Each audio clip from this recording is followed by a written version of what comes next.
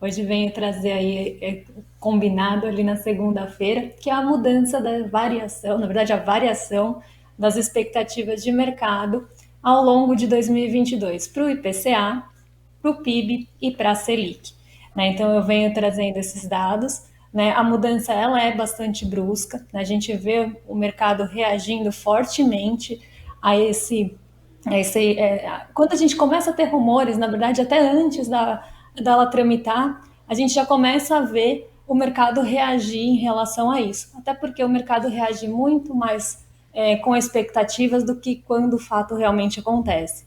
Então, quando a gente olha a expectativa para o IPCA, né, a variação do IPCA prevista aí para 2022 e para 2023, né, a gente vê que ele começa em 2022 em 5,04 a expectativa, então ainda embora acima da meta, muito próximo ali da meta, sobe para 8,91 em um pico, antes ali da divulgação ou de começar a tramitar ali os rumores em relação à PEC do desespero. Essa linha pontilhada que vocês estão vendo na tela é quando esses rumores começam a transitar no mercado, e aí a gente vê a inflação recuando para 7,15 agora no último relatório Focus.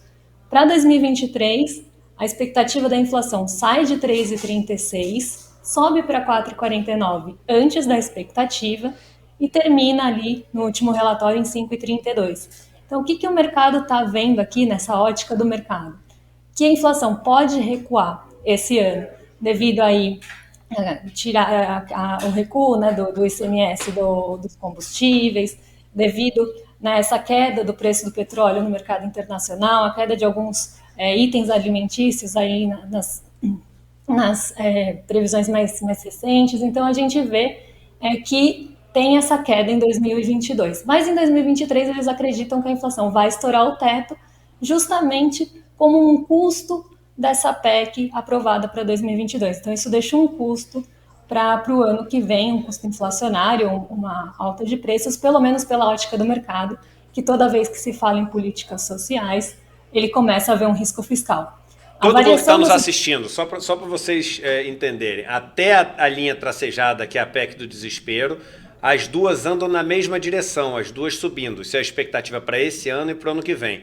Depois da PEC do desespero, onde o governo compra essa melhora, tirando o imposto dos combustíveis, você tira na marra o imposto dos combustíveis, desabastece o Estado, né, dessa arrecadação, fazer essa confusão toda para ali poder comprar o voto das pessoas com essa percepção de melhora. Óbvio, você tem esse preço menor, a expectativa de inflação para esse ano cai, que é a linha verde. Mas a expectativa de inflação para o ano que vem segue aumentando até no ritmo maior do que estava antes. Então as duas linhas passam a andar em direções contrárias. Você está comprando uma melhora desse ano ao custo de ter uma piora no ano que vem. Desculpa, Débora, mas só para as pessoas poderem acompanhar aqui o gráfico. Vamos lá.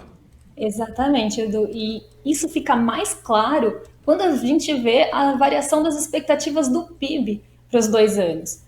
Né? As linhas, inclusive, elas se cruzam e vão em direções contrárias ali. Depois né, a gente vê um cruzamento até um pouquinho antes, mas depois isso é muito evidente. Né? A expectativa do PIB para 2022, no começo do ano, era 0,2%, era quase beirando uma recessão. Depois que o governo compra realmente essas melhorias, começa a tentar injetar dinheiro, né? E com um prazo de validade já estabelecido, a gente vê que na véspera de começar a tramitar ali os rumores, fica em 1,4 e depois sobe para 1,9, já até alinhando com o que se espera no Ministério da Economia. E o movimento contrário acontece com muita força também para o ano de 2023. Então, a gente tinha um PIB estimado em 1,8%, ele cai para 0,6% ali próximo, né, do mês de junho, e depois ele vai para 0,5%, também beirando uma recessão para o ano que vem. Então, o que o mercado está vendo com isso? Né, que a gente tem essa melhora até o fim do ano, devido aí a essa injeção de dinheiro na economia, mas que ano que vem isso não vai se sustentar e também vai trazer um custo para o ano que vem. Né? Então, a gente vê o mercado dando esse recado até para as políticas econômicas do ano que vem, né, para a equipe econômica, de uma queda ali para 0,5% de expectativa do PIB. E aí, quando a gente olha a variação da expectativa para esse ano foi de 576%. Então, ela subiu quase 6 vezes desde o início ali, do começo do ano, né? Então, a gente vê uma mudança muito brusca e essas linhas se cruzando, né, próximo aí do mês de junho. E, por fim, né, a taxa Selic, Não, ela mas só, teve uma só falar uma coisa estabilidade. antes. Volta o gráfico só para fazer um. Porque a gente tem que tomar cuidado, porque o que acontece? Se uma coisa multiplica por 5, né, você vai ter ali um aumento de 400%.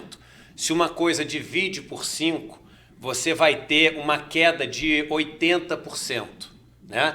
Então, o que é importante? Uma coisa que valia 10 passa a valer 2, ela caiu 80%. Uma coisa que passa 2 passa a valer 10, subiu 500%. Então, você não pode comparar, subiu 500, caiu 80, então subiu muito mais, caiu. Você não pode fazer isso. Então, uma maneira, uma conta de padeiro que vocês podem fazer para ver que a gente continua no caos, bota o gráfico de novo. Tão simples quanto isso. Soma 1,8 com 0,2. A expectativa desse ano com o ano que vem, no começo do ano. Vai dar 2%, divide por 2. Na média, era crescer 1% ao ano. Depois de toda essa confusão, na média a gente chega no final do ano com 1,9 mais 0,5, que dá 2,4, divididos por 2, 1,2. Então a gente saiu de uma média de crescimento de 1% para 1,2. Como diria o Datafolha, está na margem de erro. Não mudou nada. Não mudou nada, apesar de tudo que o governo está querendo falar. Vamos lá, Débora. E por fim, né, a gente tem as expectativas em relação à Selic, né? Essa ficou um pouco mais estabilizada, até porque o Copom e o Banco Central foram trazendo diretrizes, mas o que chama a atenção, né, para 2022 não tanto, porque ela sai de 11,5 e chega a 13,75 ali para o final do ano, não tem uma mudança tão brusca até por esse direcionamento, mas para 2023 ela sai de 8 e vai para 11. Então, o mercado acreditava no começo do ano que no ano que vem não precisaria de um controle inflacionário maior, e a gente sabe que no Brasil esse controle é feito sempre por meio de taxa de juros, efetivo ou não. Né? Então, o mercado começa a esperar no ano que vem uma taxa em 11%, o que não era visto no começo do ano. Então, a gente vê 2 pontos aqui. Esse controle inflacionário, né? Então, essa tentativa de controle, uma vez que a inflação, né, também teve uma expectativa aumentada, e um recado também no mercado financeiro para o próximo governo, falando que quer que mantenha as taxas de juros ali mais elevadas do que já se esperava no patamar anterior.